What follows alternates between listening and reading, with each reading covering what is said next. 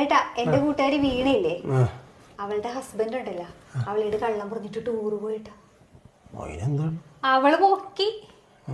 രണ്ടും കൂടി ഇടിയാണ്, മിക്കവാറും ഡിവോഴ്സ് ആവും. ടൂർ പോയെന്ന് പറഞ്ഞില്ല. ആ കള്ളം പറഞ്ഞിട്ട് എന്തിനാ പോയത്? ടൂർ പോയെന്ന് പറഞ്ഞിട്ട് പോയപ്പോരായിരുന്നാ.